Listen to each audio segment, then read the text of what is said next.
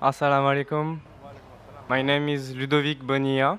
I am French, non-Muslim, and I am traveling 8 months in India. I am 18 years old. I completed my 12 in June, and so inshallah, if you agree, I will meet you in private. But now I just would like to ask you about the Jews. Maybe, if I am not wrong, you said that it is written in the Quran that Jews and pagans are the strong enemies of believers, Muslim believers, Muslim. And I would like to know how this verse can favorize peace in humankind. When we see the troubles between Palestine and Israel, how some Muslims and some Jews cannot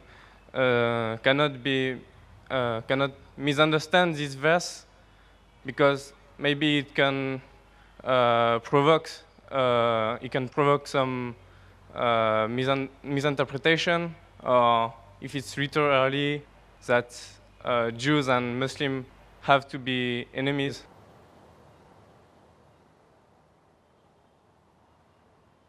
Brother, that's a very good question. That he said, I said in my speech, and I quoted the verse of the Quran of Surah Ma'idah, chapter 5, verse 82, which says that strongest in enmity to the Muslims would be the Jews and the pagans, and the closest in love would be the Christians. So if they wanted to create enmity when they say that the Jews and the Muslims should fight, the Quran doesn't say Jews and the Muslims should fight. The Quran says strongest in enmity to the Muslims, to the believers, will be Jews. It does not say that Muslims should fight with the Jews. It doesn't say that. But it says that the Jews, by nature as a whole, they'll be against Muslims. And I told in my lecture, there are many Jews who accepted Islam. There are many Jews who are good to Muslims. But as a whole, if you take Jews as a whole and the Christians as a whole, the Christians are closer than the Jews as a whole. This is a fact. For example, the Quran says that the Jews are intelligent also. So that's a fact. If they're intelligent, they're intelligent. That doesn't mean that it hides the fact. And the Quran also says that they will be as a whole a staunchest enemy. So this is one of the falsification tests.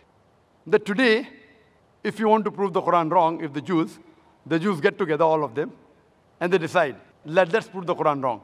At least for 3-4 years, we will be better than the Christians. Let's stop the war of Palestine. You know the Palestinians? The Jews were kicked out by Hitler. Hitler incinerated 6 million Jews. He kicked them out of Germany. The Arabs, the Palestinians, they do ahlan wa sahlan. Come with open arms. After a few years, they are kicked out of the home. Imagine someone gives a traveler his home to live, and the traveler kicks him out of his home, and he's shouting that he has taken my house, and you're calling them terrorists. So what they have to do is, let's get together and solve this problem. Whatever the problem is. Not forever. Few years. 4 or 5 years only. And the problem is solved. So we aren't telling that the Muslims should fight with the Jews. In fact, the Quran says, even if your enemy wants peace, several places, even if they come to fight you, it's mentioned in Surah Anfal, in the battle, if they want peace, give it to them. So Quran is always for peace. Quran is always encouraging them. But if a person does not want peace to prevail, what can we do? Islam is a religion of peace. It wants peace, but it even mentions facts. That means we have to be careful of the Jews. Not that we have to fight them, unless they come and fight with you. That's a different thing. Imagine what's happening in Palestine, what's happening in other parts of the world. So brother, for peace to prevail, you have to follow the guidance of the Quran and live harmoniously rather than be enemies. So Quran doesn't say that Jews should be enemies, but they will be, it's saying. Hope that answers the question.